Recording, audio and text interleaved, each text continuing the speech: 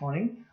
This class will be on hormonal contraceptives and female hormones.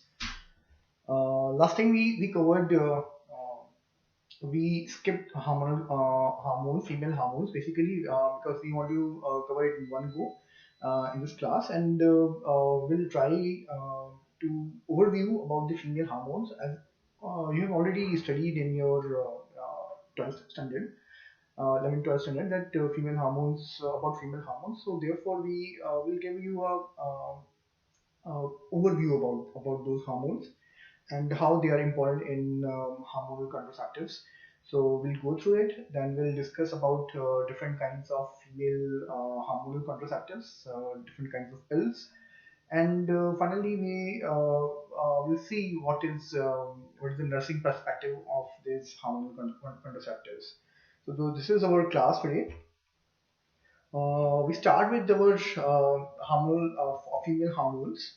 As you know that there are two main hormones, female hormones. First is the estrogen and the progesterone. There are many functions of these female hormones, but the most important function for estrogen is basically to develop the secondary sexual characters, and it's pretty important in different physiological functions like bone mineral density. It increases bone mineral density. It also varies in different parts of the body that it has its functions.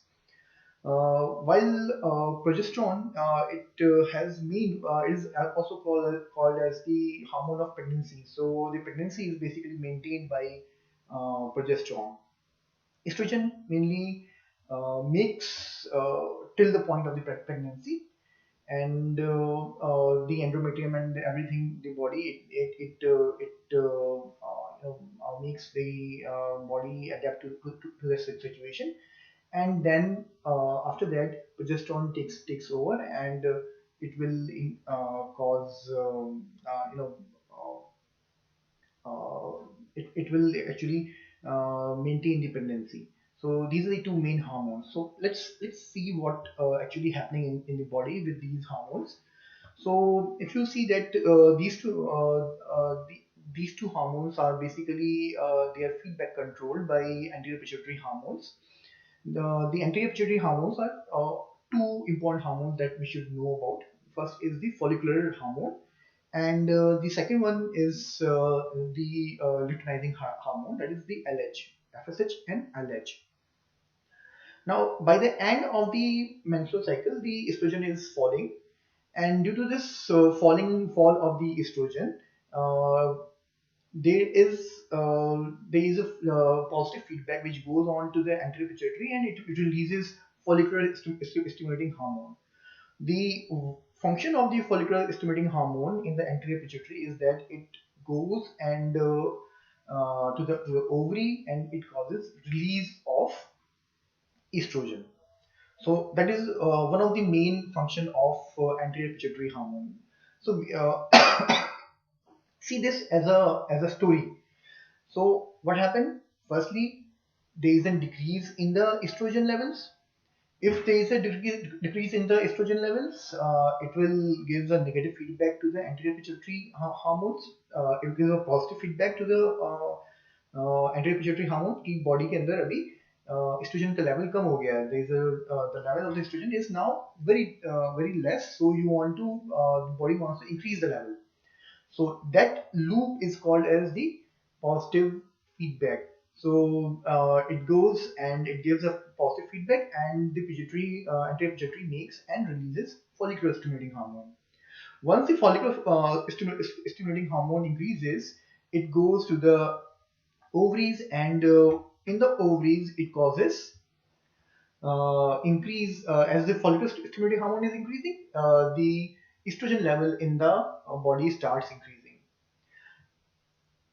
So as the estrogen starts increasing, you can see here that as the estrogen starts increasing, it reaches a point at which the luteinizing hormone also increases. So it causes estrogen causes the luteinizing hormone to increase, the second hormone of anterior pituitary. So what happens then? If the LH, so it also, of course, the FSH also helps in that, but the effect is that if the LH is increased with the estradiol, then what happens? There is ovulation. So the growth of an egg of the ovary, it releases one uh, ovule, and this part is called as ovulation. It coincides with the very high level of luteinizing hormone. So as the estrogen increases, it reaches a tipping point. Then suddenly your LH also increases, and this part is called as LH surge. Surge मतलब कि एकदम से आपका increase हुआ है. So there is an LH surge हुआ. उस LH surge से there is an what we call as ovulation. The main function of this LH hormone is that it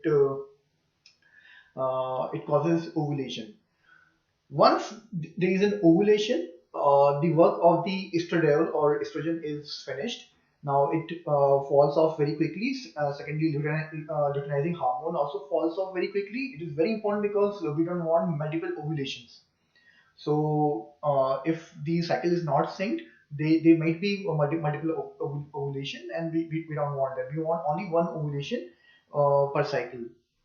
So once there is an the luteinizing hormone decreases, the estradiol also decreases, and therefore the luteinizing hormone decreases. As it decreases, the ovule then goes into the, as you can see here, that there is a follicular phase and luteal phase in the uterine cycle. So what it is basically is that initial phases, when there is no progesterone support, the endometrium. So your uterus is made up of two important layers. One is the myometrium. Myometrium means the muscular layer. It never sheds. And the second part is the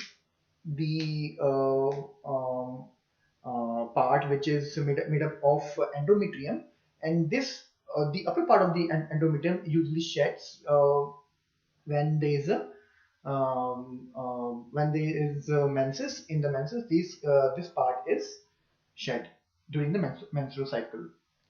Now, the main function of the progesterone is that when the progesterone increases, this endometrial part, which is the proliferative part of the endometrium, it increases. The thickness of that increases, the number of glands increases, number of arteries through it also increases. So basically, it is preparing the uterus for eventual pregnancy. So if the ova, it comes here, and there is a fertilized ova will come here, and it provides a place where it can implant itself and derive the nutrition from these vessels, from these glands. So this is the main part of the estrogen, of progesterone. I told you that progesterone is the pregnancy hormone. So it prepares the uterus for the pregnancy. So where does it produces from the corpus luteum. The corpus luteum is basically nothing but the that when the ova is released, the thing which is left is the corpus luteum in the ovary. So it produces from the ovary, and it the main function is the proliferation of the endometrium. You can see that usually the progesterone remains very low in the first cycle, the first phase, that is the follicular phase. After, as such, when there has to be the body has to prepare itself for the implantation. At that time, the progesterone increases and it releases from the corpus luteum. Now, as the from the 14 day, usually ovulation takes place at the 14 day. As it progresses from the 14 days to 28 days, uh, the size of the breadth of this layer, the proliferative layer of the endometrium, it increases. As it increases after 24 to 25 days, uh, they start a decrease in the, if there is no implantation, if there is no fertilization, if there is no other process which is going on, then this corpus luteum starts dying, and this corpus luteum actually becomes corpus albicus, which is basically nothing but a scar tissue. It's fibrous scar tissue, is nothing else. It dies and becomes corpus albicum. So this corpus albicum does not secrete progesterone. So after 25 to 24, 25 days, it starts dying. It decreases its function. So your progesterone level starts decreasing, decreasing, decreasing. Now, as the progesterone levels are decreasing, if there is no implantation, so the levels of the progesterone will fall. The levels of the estrogen will fall, and therefore it will send again this positive feedback to the anterior pituitary hormone, which will again cause release of follicular stimulating hormone, and therefore it will cause release of estradiol or estrogens from the ovary, and which will result in LH surge. LH surge will cause ovulation, and the ovulation will again result in the corpus luteum.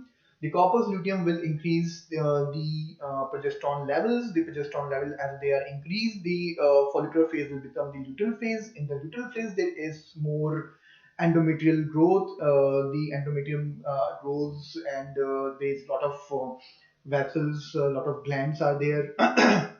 So these glands, what they do, basically they are required for the implantation of the fertilized egg here, so that the egg can derive the fertilized ovum can derive the nutrition from this endometrium. Now uh, this happens through each cycle. As the progesterone decreases and the estrogen decreases, the support for this luteal phase, or this amount of the outgrowth of the endometrium, it decreases. So when it decreases, the support decreases. This part will be shedded, and this shedding of this tissue, the endometrial tissue, the decidua, or the proliferative tissue, it with some blood. This is called as the menstrual cycle or the menstrual bleeding. So this happens if there is no implantation. What happens if there is an implantation? If there is an implantation, the embryo will the fertilized ovum will go and bind to the endometrium. It derives the nutrition from the endometrium. The part which is joining the endometrium will become placenta, and the placenta will then take over the corpus luteum for the function of progesterone. So there will be an increased amount of progesterone, and when there is an increased amount of progesterone, so there will be no feedback to the anterior pituitary. There will be no increase in the follicular stimulating hormone. There will be no increase in the estrogen. There will be no increase in luteinizing hormone. Therefore, because the estrogen is not increased, so therefore, if all these things are not increased, so therefore the ovulation will not happen. So after pregnancy, there is no ovulation. So basically, if we talk about hormonal contraceptives, we are basically want to mimic a part of pregnancy in the body, so that these estrogen levels, or the levels of luteinizing hormones, they are not increased. So essentially, in the contraceptives, in hormonal contraceptives, we are making the body to mimic a pregnancy without a pregnancy, of course. So that is what we are doing um, in this ovulation blocking hormonal contraceptives. So let's talk about the oral contraceptives. Well, there are many methods of contraceptives, including condoms and including barrier methods, different kind of barrier methods. There are female and male contraceptives. Gossipol is used as a male contraceptive. But in this class, we'll focus on the oral contraceptives for females. These are also called as birth control pills because they can prevent pregnancy. And these medications usually consist of two important components. They can either have progesterone only, or they can have estrogen and progesterone both. So the components basically is the progesterone. As you know, that progesterone is a pregnancy hormone, and we want to mimic pregnancy. We want to mimic the physiology of pregnancy without having a pregnancy in oral contraceptives. So that is what we are doing in here. So we can do this with the progesterone alone. Those contraceptives which have only progesterone are not very effective. They have less efficacy. Not very effective is not a good word, but they have less efficacy than the estrogen and progesterone both. So therefore, the estrogen and progesterone are combined pills are normally used. But the catch point here is that the estrogen has more side effects. If you are giving estrogen, it has more side effects as compared to the progesterone only pills. So we'll talk about the mechanism. We'll talk about what are the side effects of estrogen and progesterone pills, and we'll discuss what is the best methods for different people. In Apart from that, we'll also discuss some of the uses. Apart from that, um, uh, function for oral contraceptives, they can also be used for decreasing menstrual cramps and prevent anemia. Um, there are some side effects, and we'll discuss these side effects. We have to when prescribing pill, we have to be there are a lot of pills as you will see in this class. We have a huge range of oral contraceptive pills, hormonal based oral contraceptive pills, and therefore we can actually do one thing, that we can personalize the medicine for each of our patient or each of our women which is coming for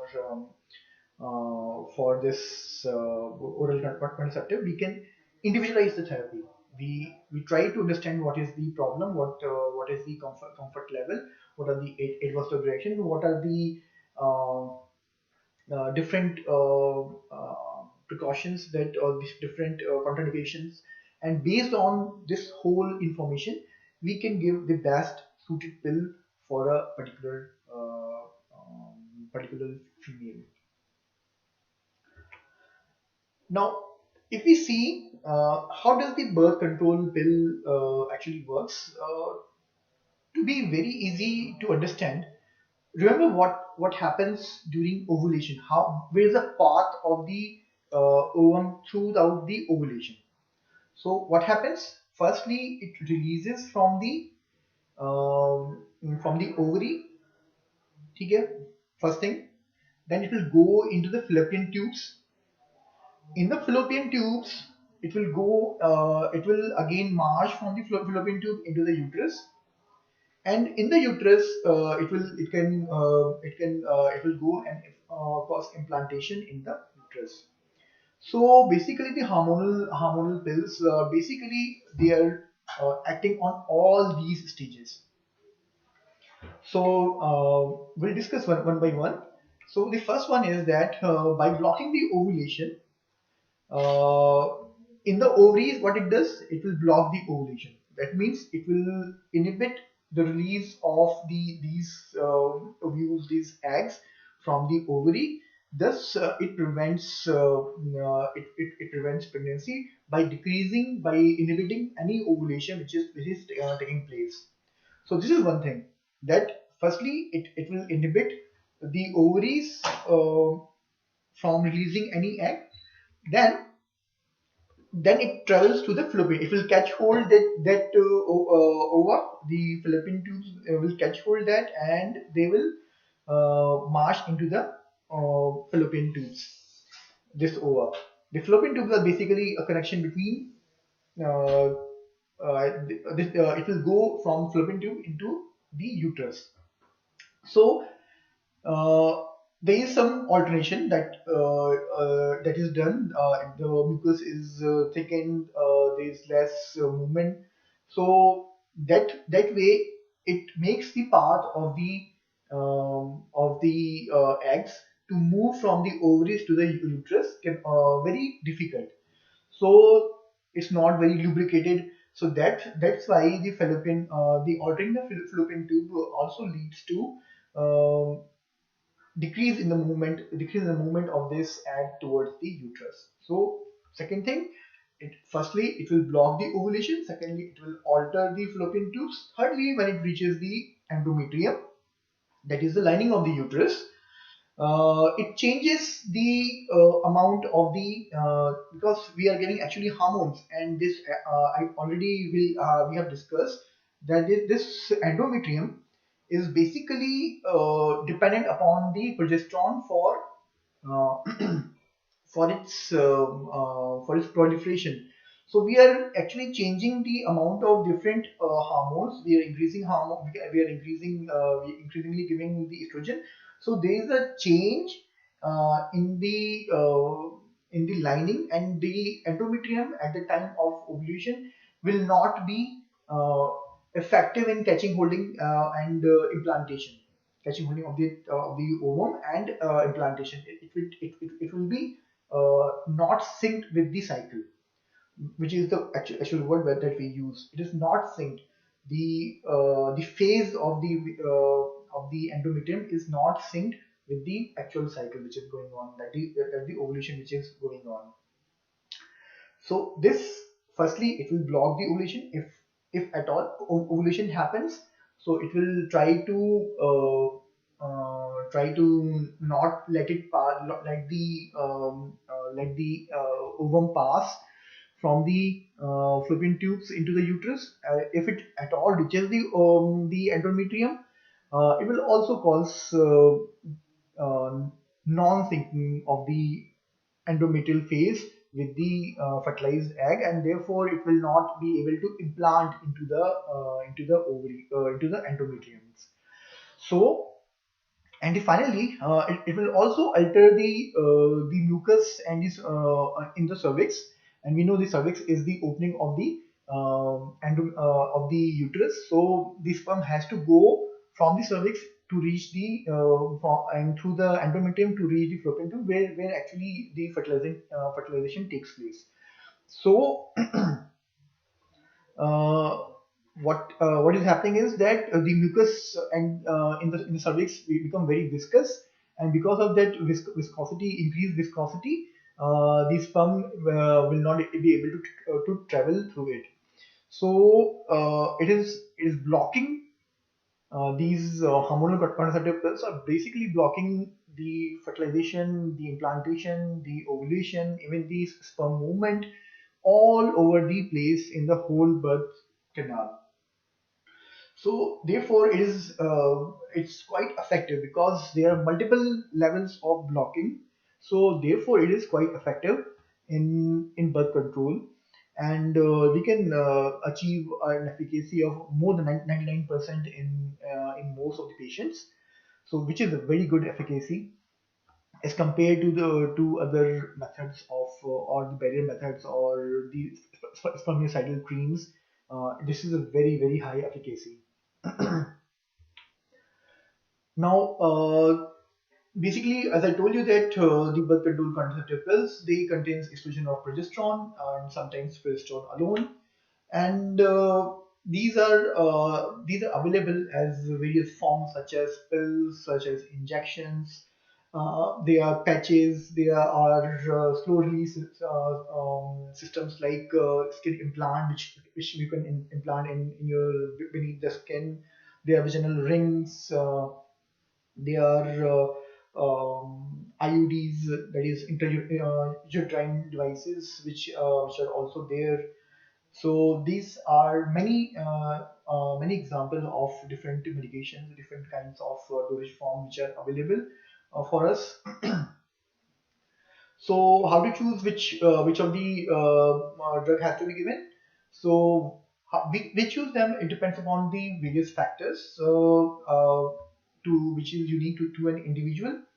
So if the patient has any side effects of the medication, whether the patient has already has no children, or the patient has children, already have children, so she doesn't want further children. So these things, uh, it depends upon all these things when you go and prescribe the medication. The general goal is to provide a good menstrual control with the least amount of the side effects that we have discussed. After beginning the medication, it may be necessary to adjust the dose, of course, and to choose a different product if the patient is feeling that there are a lot of side effects. Then a different method can be chosen. Or if the patient develops some disease for which some other drug is being given, for example, tubercular medicine, or the medicine central nervous system, anti-seizure, anti-epileptic medicines. So if these medicines are given, then uh, they can have a drug-drug interaction, and which may decrease the efficacy of our contraceptive. So we have to be very careful while prescribing different medication to the females in the reproductive age group, which are taking different kinds of hormonal contraceptives. So the drugs which are there, they are estrogen. One is the estradiol. Estradiol. There are basically four, but three are important for you. Um, Estradiol, estriol, and estrone. There are three estrogens which are naturally available. So estradiol is the natural one. The menestrol is the other synthetic estrogen, which is there in the contraceptive pills. You can have one of these in the pill. Then we have a whole shebang of progesterone. These are basically the most important, and is this levonorgestrel. Norethindrone is also important, which is also used quite frequently. Desogestrel is also used, but the most important is levonorgestrel and norethindrone. So these are the progesterones. One of the this can be used in the combined pill. So you can take one estrogen and one progesterone from these list and to make a combined pill.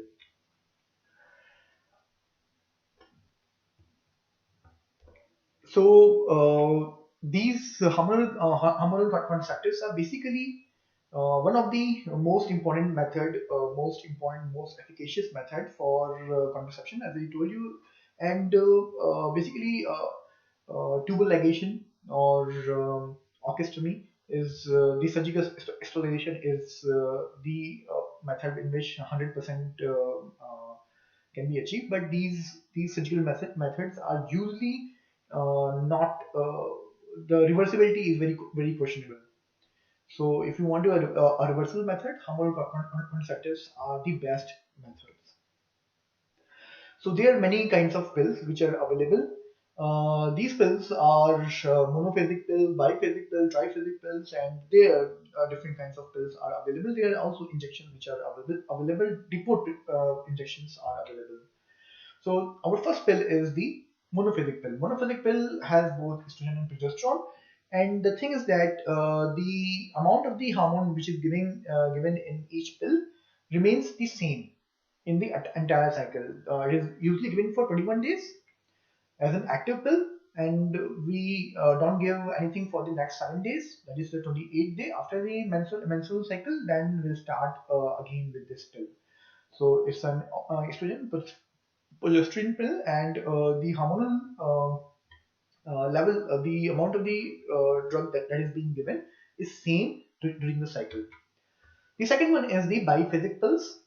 Biphasic pills contains two different progesterone doses, and these progesterone doses they increases about half cycle. The second dose, the higher dose, starts in the pills. There is a triphasic pill also.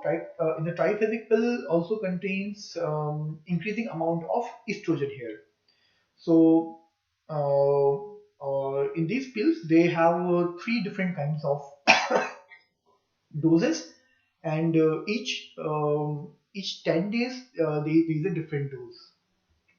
Basically, they want to mimic as much as possible the physiological states of the body, so that the side effects are basically less and less.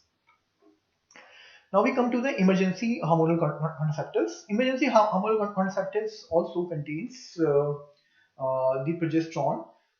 It the emergency hormonal contraceptives, they can be estrogen progesterone pills also, like the pills which are given in the as a normal hormonal contraceptive in a higher dose.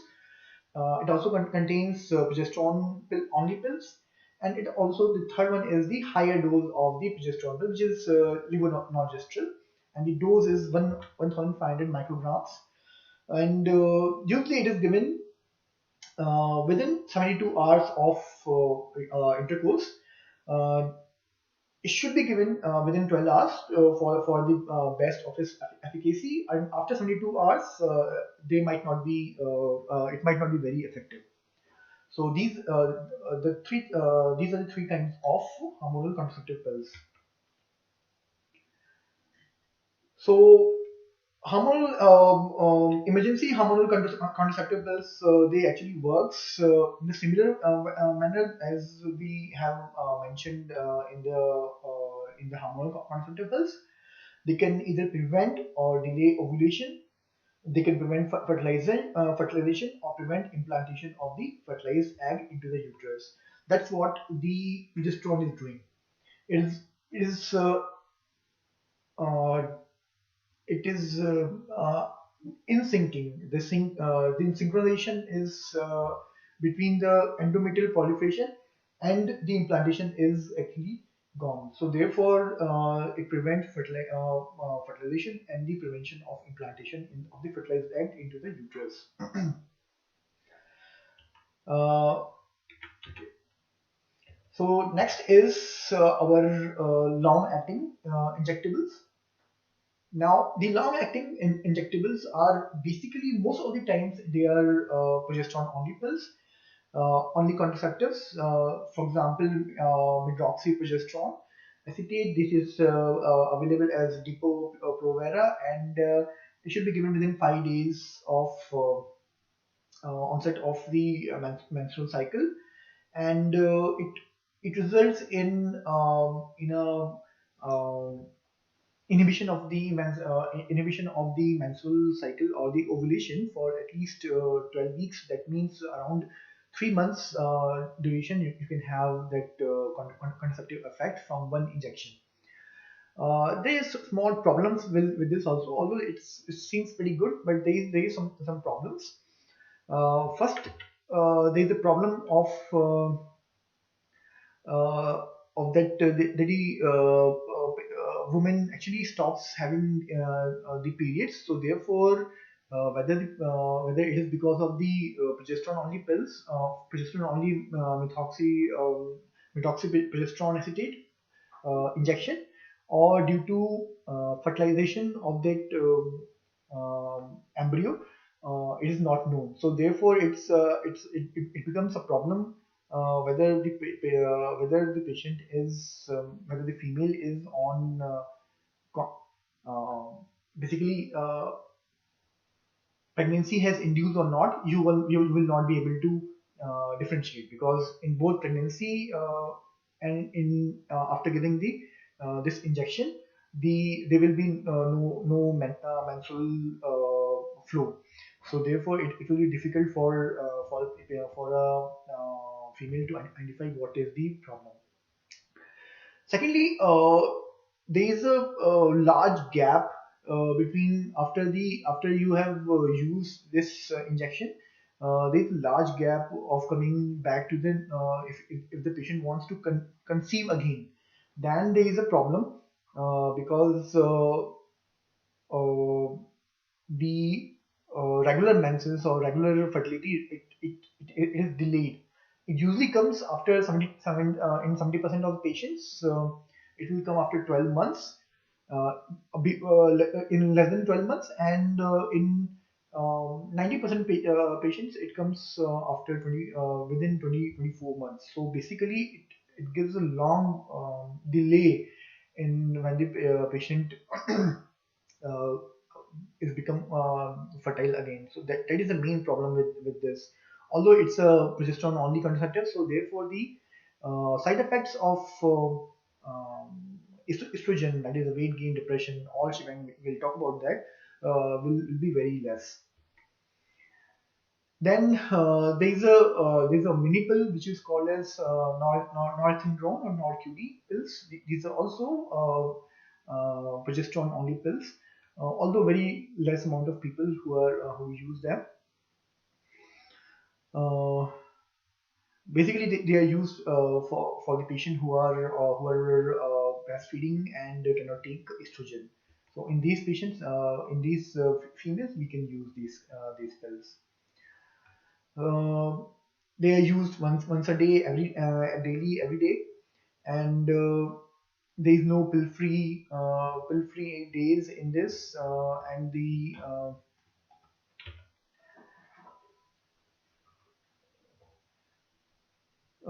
because see these as I told you earlier that progesterone pills they have less side effects, but they have higher because the estrogen is not there. The higher chances of failure are there because estrogen and progesterone are both required to mimicking a pregnancy state. So therefore, it is not very effective, and therefore less number of patients use them, especially when the female is breastfeeding and cannot take estrogen for some contraindication. Then there is a dermal transdermal patches which are there. They contains estradiols and they have to be applied for not for 3 4 days, actually for 7 days, for 3 weeks cycle होती है, and they are basically this is a cycle. So the first patch is applied for 7 days. The second patch again applied from 8 to 14 days, and third patch is applied from 15 to 21 days. Then after that there is a patch-free interval of 1 week. Usually the menses will take place at the end of the fourth week. So after that again we start with the first, second, third patch. So these patches are also there. There is an implant which is called as non plant. Not plants are basically small cylinders which are inserted in the below the skin, usually in the inner part of your upper arm. Uh, so in that part they are inserted and they are usually given for at least 6 months. So they provide an efficacy of 6 months. So these are again implants are there, so, which can be used for longer period of infertility. Then we have vaginal rings. Vaginal rings they contain estradiol and other progesterones, and these are inserted into the vagina. What they do is they provides they desync the vaginal, they increase the mucus, and they desync the vagina. They also sometimes have the spermicidal cream also, which will again kills or defunct the sperms. So these are they have to be placed within 5 days of the onset of menstrual period, and they have to be there even if there is bleeding. Okay, so in the on the first cycle, there is an additional method of contraceptive that has to be used, like male condoms or spermicides, uh, until there is first 7 days of continuous ring. Then the ring has to be placed there for at least 3 weeks, and the ring then removed for 1 week. Then again you will put the after the menses, you will again put the ring back, newer ring back. So this is the vaginal ring, and you can see that it's placed at the mouth of the uterus. It will hamper the movement of the sperm. It will also desync the mucus, make the mucus more viscous, and therefore hamper the entry of the sperm into the uterus. There are a lot of side effects. Sometimes the ring can be dislodged because if these constipation, bowel movements are there, if the temple removal is there, then it might get accidentally expelled. So if it gets expelled, then it has to be risen in the cool or lukewarm water just to wash it, and then reinsert promptly. If it is not placed within 3 hours of expulsion, then any other method of barrier method or spermicidal cream has to be applied for at least 7 days, just to be sure that there is no fertilization should take place.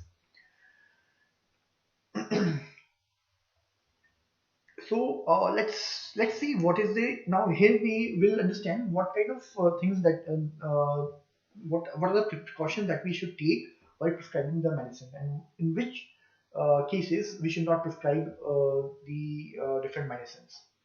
So first and most important is that allergy. If there is an allergy to estrogen, or see this estrogen and progesterone both are, or corticosteroids, all of them are the product or the byproduct of cholesterol synthesis pathway. So there is a cholesterol, and some modification in the chain of the cholesterols can make estrogen, progesterone, and corticosteroids. Now, if the patient is allergic to one of these medicament, so it might be possible that the patient is allergic to other also. So a good history of allergy has to be taken.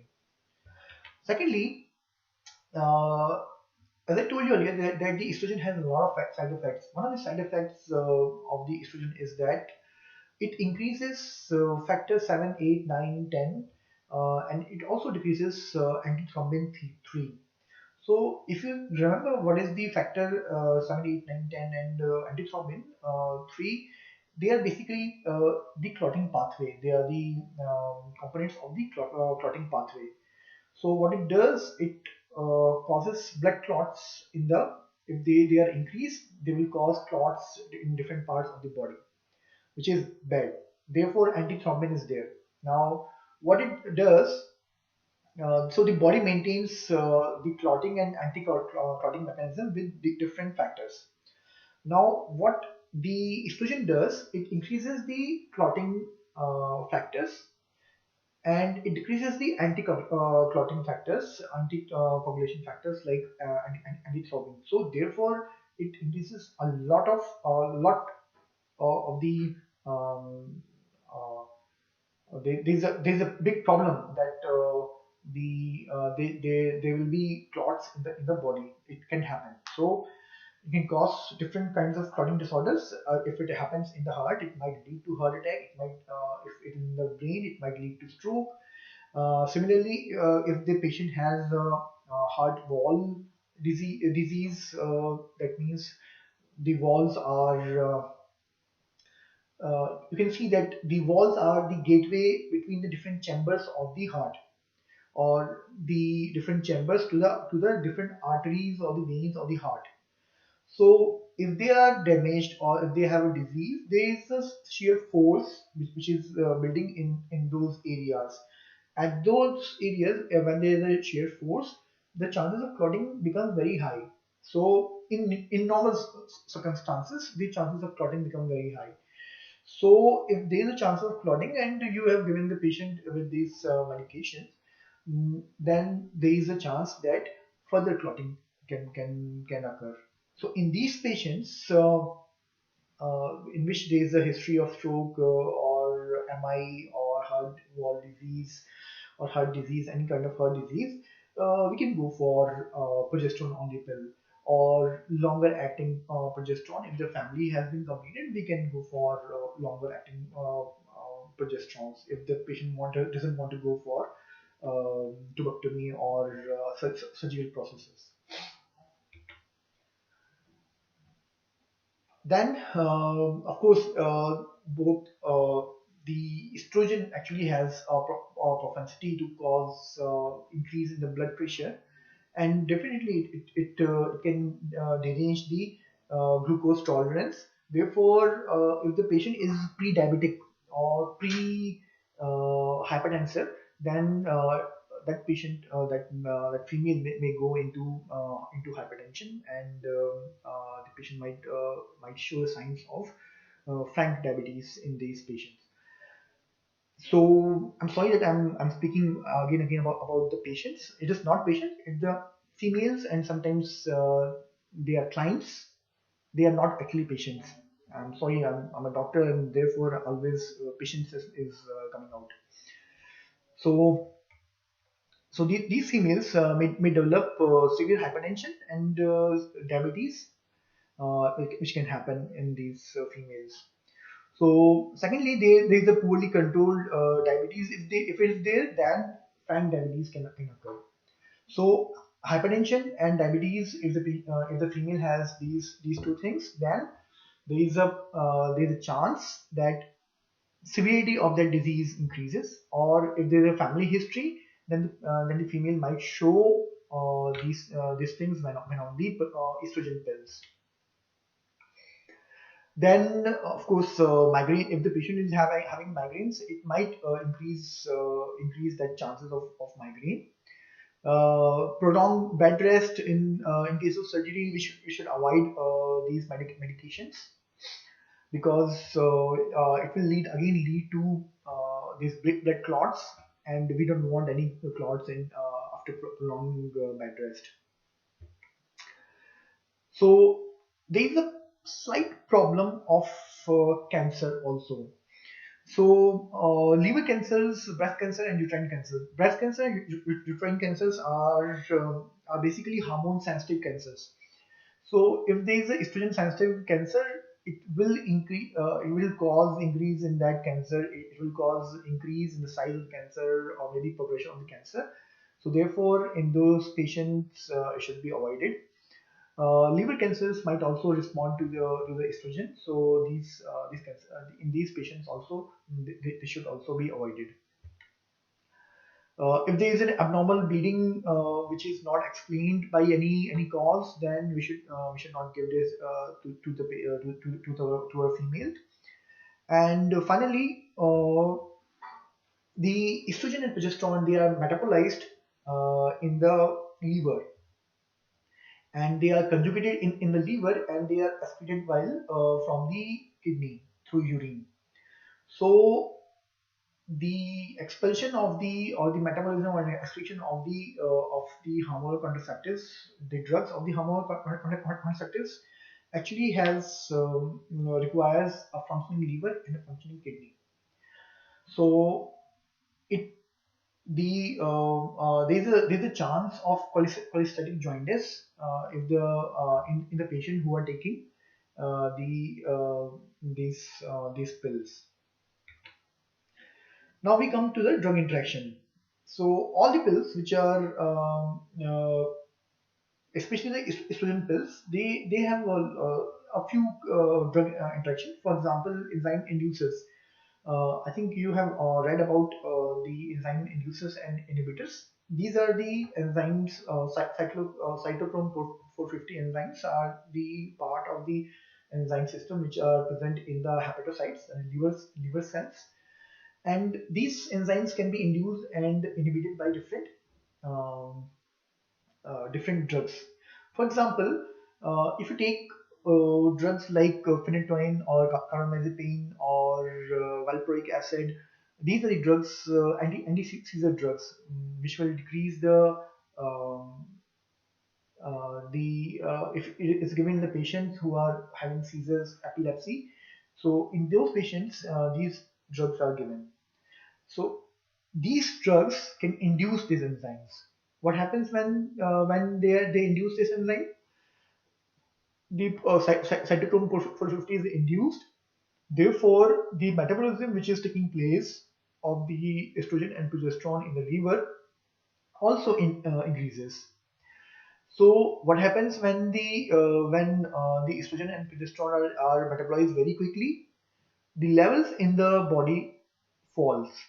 When the level of the body of these hormones fall, the effect of these drugs on the menstrual cycle will decrease, and therefore our contraceptive will be a failed contraceptive.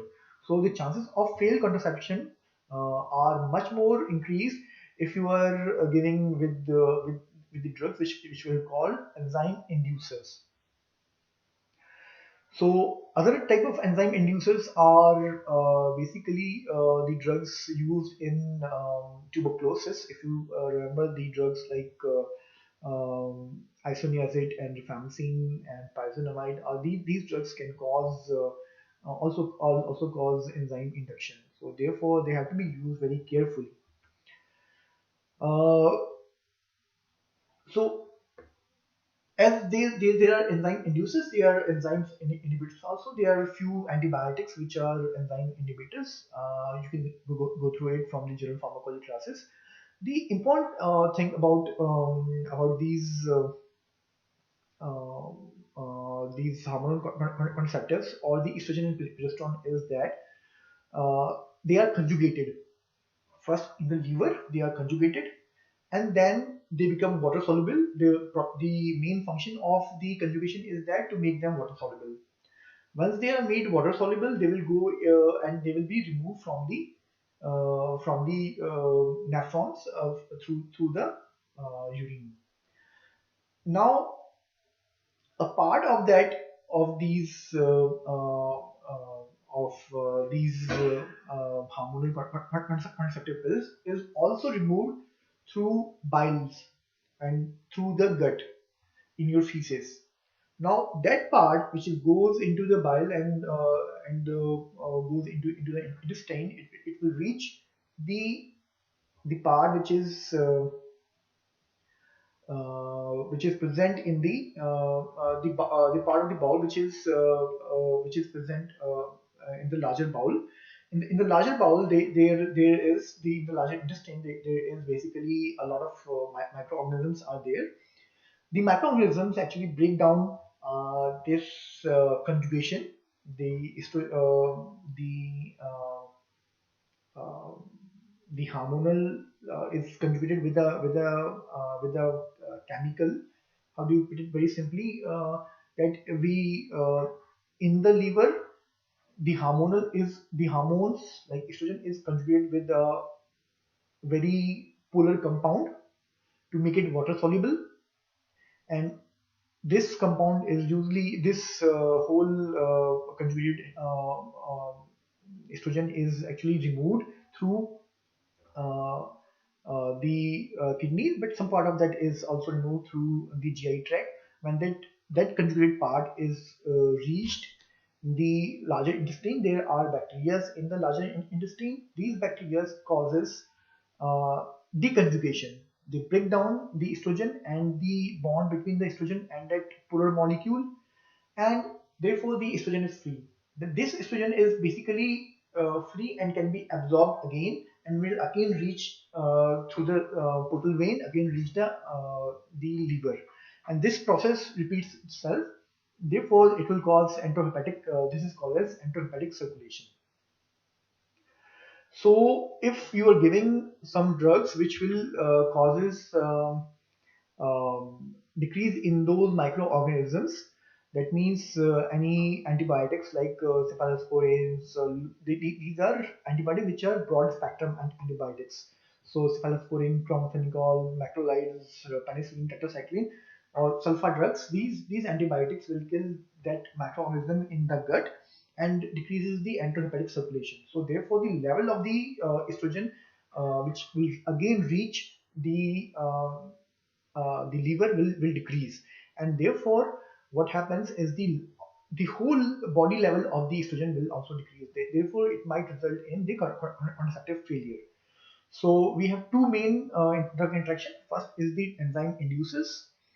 We know that the enzyme inducers are very important. Enzyme inducers are anti-epileptic drugs. The second one is the antibiotics, which will cause the killing of the bacteria in the gut, and therefore the enterohepatic circulation will decrease, and therefore there are chances of contraceptive failure. Now let's come on to the side effects. The side effects are usually these nausea, vomiting may be there, breast tenderness is there. Initial, of course, there is quite tenderness. Then there is fluid retention, weight gain. Because there is fluid retention, there is weight gain. There is a problem of acne, which is quite there. That means small pustules on the face.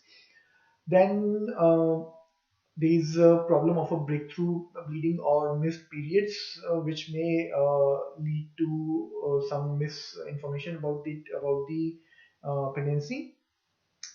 Then headaches, depression, anxiety, sudden change in moods, lower sexual desire. All these side effects are there, but there are no contraindication for use of these pills.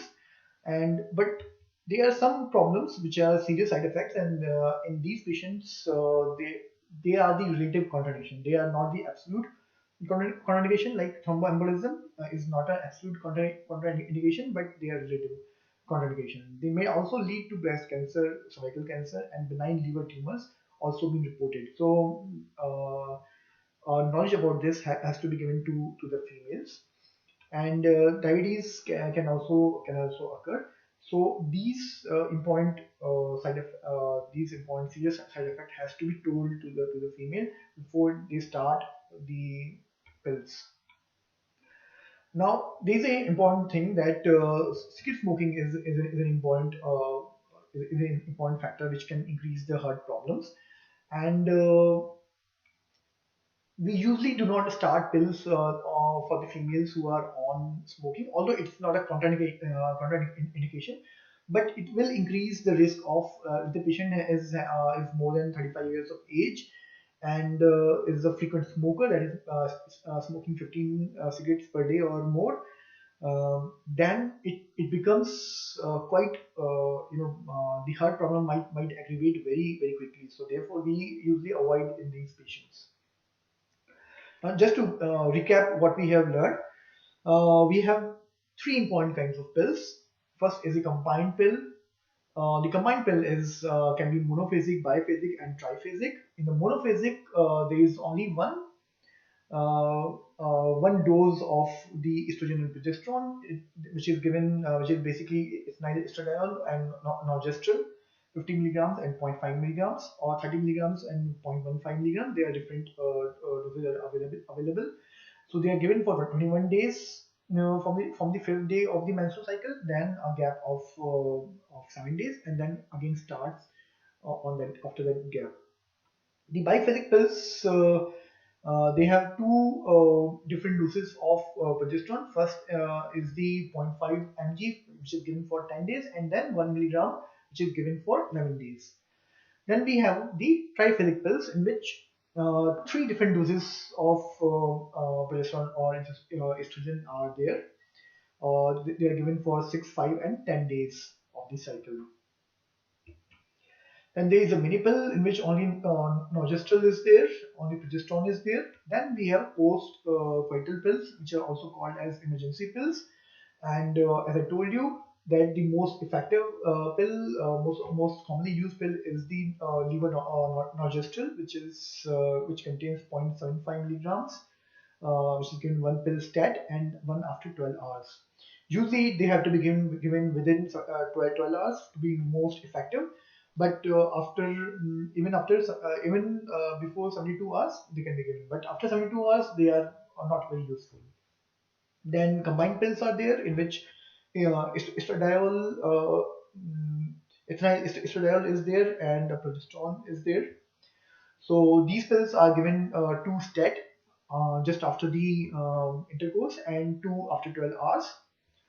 Then it's a ethyl can also be given.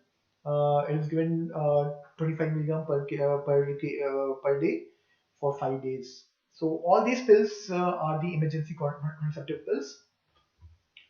Most commonly which is used is levonorgestrel pill. So what is the nursing implication? The first implication is that what if a patient doesn't take forgets to take one pill?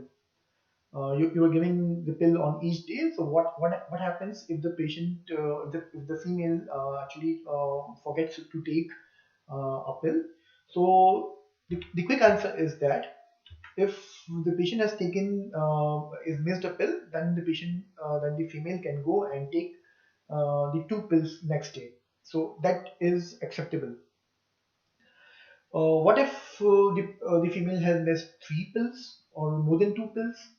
Then what will happen?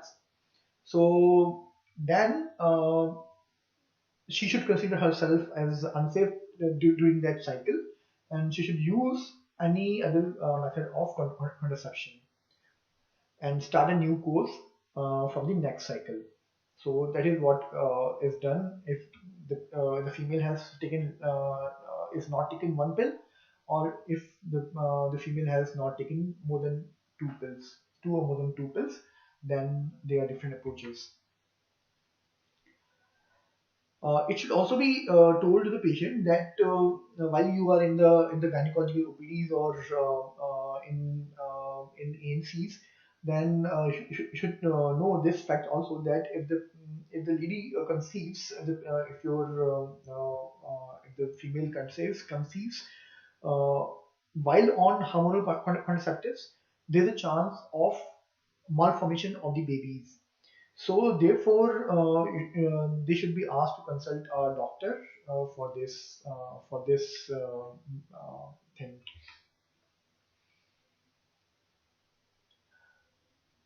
So as we have seen that there are different preparations which are available. So if the patient is breastfeeding, or if there is some operation has gone through, she has gone through an operation, or she has some chronic indication through for the combined pill. Usually we give the combined pill. If the combined pill is with estrogen and progesterone, because it has the higher efficacy, usually we will give them. So, but if the patient has some chronic indication for estrogen, the patient has some cancer, the patient has some problem with of the heart, patient is smoking, then only progesterone only pills can be given. Secondly, if the patient has completed her family, that means two childs have been completed, one or two child have been completed, then a longer acting contraceptives can be given, like depot preparation, or intrauterine devices with progesterone, and can be given to the patient, to the ladies of that age group. Or